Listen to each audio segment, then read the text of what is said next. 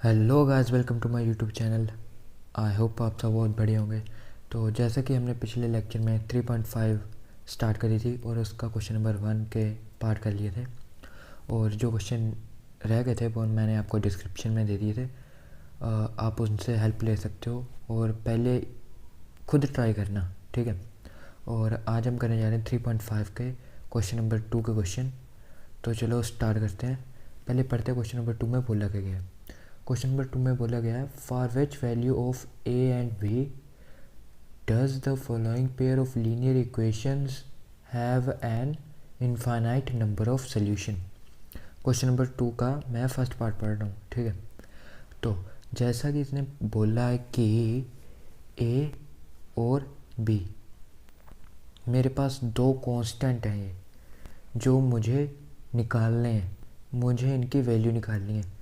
ये कांस्टेंट होगा कोई भी, 1 हो सकता है, 2 हो सकता है, 100 हो सकता है, 1000 हो सकता है, कुछ भी हो सकता है इनफाइनाइट तक, ठीक है।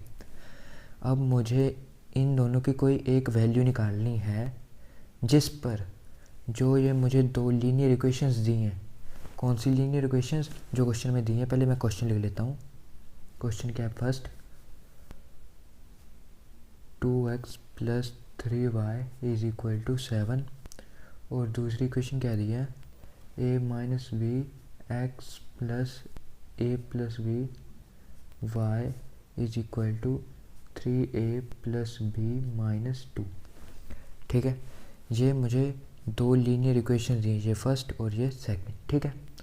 अब मुझे a और b की कुछ ऐसी वैल्यूज़ पुट करनी है जिस पर मुझे इन दोनों को जब मैं सोल्व करूँगा तो मुझे इनफाइनाइट नंबर ऑफ सॉल्यूशंस मिले, ठीक है। अब मैंने आपको बताया था कि इनफाइनाइट नंबर ऑफ सॉल्यूशंस कब मिलते हैं?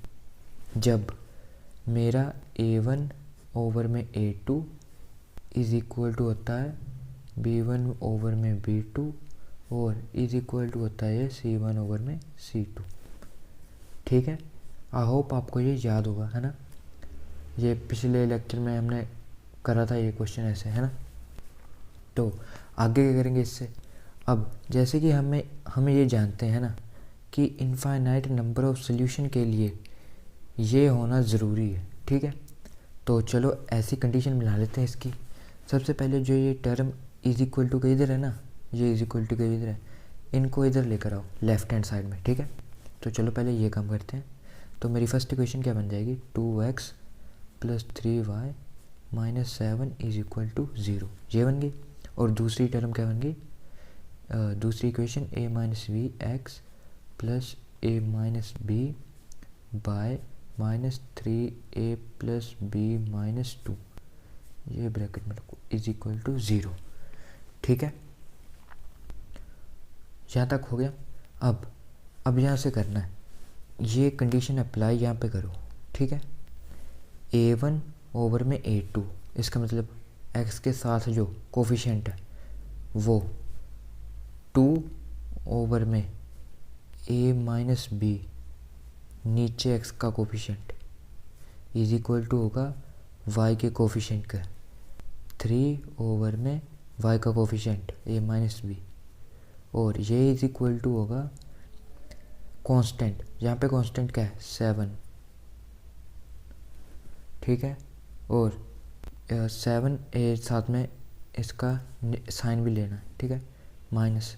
और ये भी हमारा कांस्टेंट है, ये भी ऐसे नीचे आ जाएगा -3a + b - 2, ठीक है।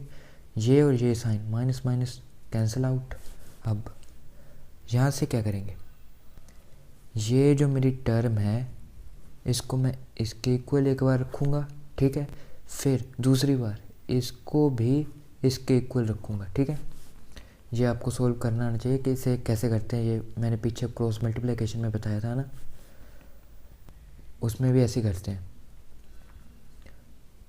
2/a - b = एक बार करेंगे 7/3a + b - 2, ठीक है।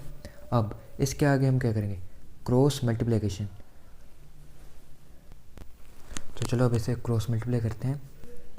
ये इधर गया 2 × में 3a plus b minus 2 is equal to 7 into a minus b. अब ये अंदर गया, 3 2 ज़ा 6 plus 2v minus 4 is equal to 7a minus 7b। अब इसे सब को सोल्व करके आपके पास एक इक्वेशन आएगी। ये उधर गया माइनस ए आएगा, ये उधर गया प्लस 7 2 9, ये माइनस 4 ऐसे का ऐसे ही। ठीक है, ये मेरे पास इक्वेशन है। अब मैं यहाँ से माइनस कॉमन ले लेता हूँ क्योंकि मेरी फर्स्ट टर्म मैं पॉजिटिव रखना चाहता हूँ। a minus 9b plus 4 is equal to 0, ये मेरे पास आ गई फर्स्ट इक्वेशन जब मैंने इन दोनों को इक्वल रखा। अब मैं इन दोनों को इक्वल रखूँगा, फिर देखता हूँ मेरे पास क्या इक्वेशन बनती है। तो चलो, a minus b is equal to 7 over में 3a प्लस बी माइनस 2, इसे इक्वल रखते हैं। अब इसे मल्टीप्लाई करो, 3 3 ज़ा 9a plus 3b minus 6 is equal to 7a minus 7b। अब ये 7 ये टर्म सारी इधर लेकर जाओ तो क्या बनेगी मेरी equation, a minus 2b minus 3 is equal to में 0। ये बन गई मेरी दूसरी इक्वेशन। ठीक है, तो अब हम इन दोनों को सोल्व करेंगे। ये ऐसे ही नीचे लिख दो, minus 9b plus 4 is equal to 0, minus sign change कर दो। ठीक है, ये फर्स्ट इक्वेशन आ गई है ना। अब आप ये दो इक्वेशन आ गई ना। अब आप इन दोनों इक्वेशन में कोई भी मेथड लगा सकते हो, जो मैंने आपको 3 मेथड बताए थे, एलिमिनेशन मेथड, सब्स्टिट्यूशन मेथड और क्रॉस मल्टीप्लिकेशन मेथड। ठीक है, लेकिन इस क्वेश्चन में बोला तो नहीं गया है ना कोई भी कि ये मेथड लगाना है। ठीक है, तो आप कोई भी मेथड लगा सकते हो, लेकिन ये एक्सरसाइज मैं आपको क्रॉस मल्टीप्लिकेशन पर करवा रहा हूँ, तो मैं आपको दोनों मेथड से बताऊँगा, एलिमिनेशन से भी बता दूँगा और क्रॉस मल्टीप्लिकेशन से भी बताऊँगा मैं आपको। ये आंसर सेम आएगा, मैं आपको सिर्फ बता रहा हूँ। एग्ज़ाम में आप करोगे कोई भी एक तरीका आप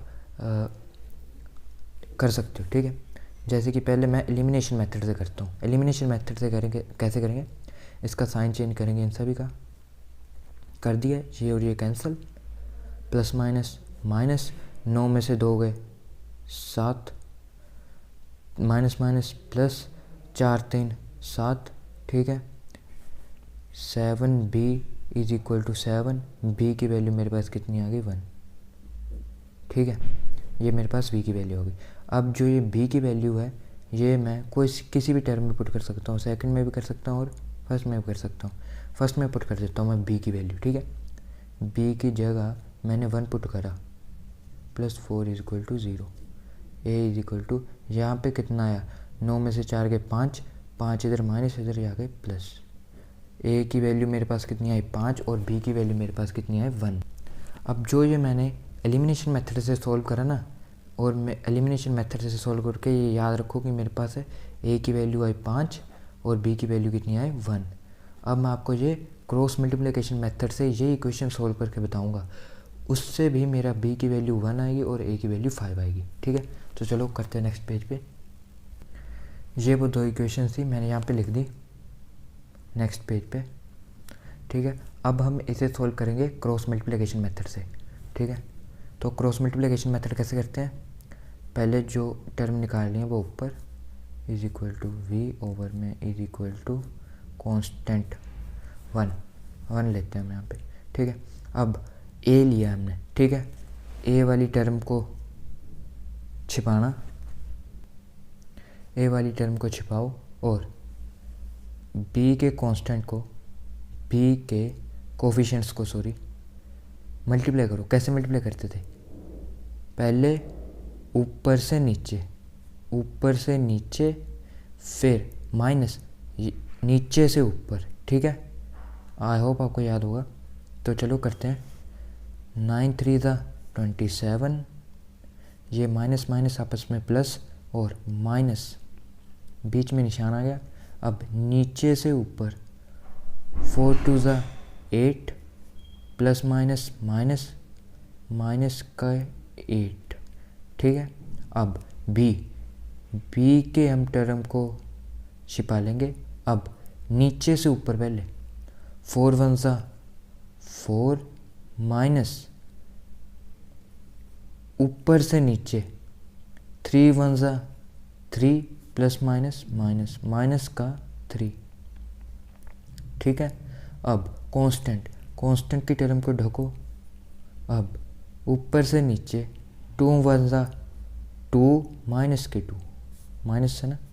अब नीचे से ऊपर 9 वन ज़ा 9 माइनस ये पहले का है और ये माइनस आएगा मेरा 9 का। ठीक है, ये आ गई मेरे पास टर्म। ठीक है, अब इसे सोल्व करेंगे। तो चलो सोल्व करते हैं। a ओवर में 27 प्लस में 8 is equal to b over में 4 plus 3 is equal to 1 over में -2 प्लस 9। अब इसे सोल्व करो। a ओवर में 35 और b ओवर में 4 3 7 और 1 ओवर में 9 2 7। ठीक है, अब ये टर्म इसके इक्वल करेंगे एक बार और ये भी वाली टर्म भी इसके इक्वल करेंगे। a ओवर में 35 इज इक्वल टू में जब हम 1/7 करेंगे तो क्या आएगी a की वैल्यू? a की वैल्यू आएगी 35 ओवर में 7 7 5 था 35। a की वैल्यू कितनी है मेरे पास? 5। ठीक है, और ये वाली टर्म v ओवर में 7 इज इक्वल टू 1/7 और v की वैल्यू मेरे पास क्या आएगी? 7 ओवर में 7, v की वैल्यू आ गई मेरे पास 1। तो पीछे क्या आई थी मेरी वैल्यू? पीछे भी यही आई थी। a की वैल्यू 5 आई थी, b की वैल्यू 1 आई थी। ये मैंने आपको ये शो करने के लिए बताया कि आप क्रॉस मल्टीप्लिकेशन करो, चाहे एलिमिनेशन मेथड करो, अब चाहे इसमें सब्स्टिट्यूशन मेथड भी लगाओ, वो खुद लगाओ। आप वो लगाओगे फिर भी आपकी वैल्यू सेम ही आएगी। आप एग्ज़ाम में जब अगर आपको बोला गया है कि इस मेथड से सोल्व करो तो आप वो मेथड लगाओगे। अगर आपको कोई मेथड नहीं बोला गया तो आप किसी भी मेथड से कर सकते हो। कोई टीचर आपका क्वेश्चन गलत नहीं कर सकता। ठीक है, तो ऐसे इसका सेकंड क्वेश्चन भी है। मैं कहूँगा कि सेकंड क्वेश्चन का सेकंड पार्ट है जो वो आप पहले खुद ट्राई करो। मैं आपको डिस्क्रिप्शन में ये प्रोवाइड करूँगा, लेकिन आप पहले ये खुद ट्राई करो। ये भी ईजी है। इसमें क्या बोला गया है? इसमें k की वैल्यू पूछी गई है। ठीक है, इसमें k की वैल्यू पूछी गई है। Have no solution. No solution के लिए मैंने आपको क्या कंडीशन बताई थी कि अगर कोई सोल्यूशन नहीं होता था तो क्या होता था? a1 ओवर में a2 इज इक्वल टू होता था b1 ओवर में b2 but not is equal to होता था c1/c2। ये होता था जब कोई नो सोल्यूशन के लिए कंडीशन ये होती थी। अब k की वैल्यू फाइंड आउट करो और आंसर निकालो। अगर आपको नहीं पता चलता तो आप डिस्क्रिप्शन में जो लिंक दिया है उसमें से आप देख सकते हो क्वेश्चन। ओके, तो नेक्स्ट वीडियो में हम करेंगे क्वेश्चन नंबर 3 स्टार्ट करेंगे। तो तब तक के लिए नमस्कार, बाय बाय। अगर वीडियो अच्छी लगी हो तो लाइक कर देना, चैनल पे नए हो तो सब्सक्राइब कर देना। जल्दी मिलते हैं नेक्स्ट वीडियो में, तब तक के लिए नमस्कार, बाय बाय।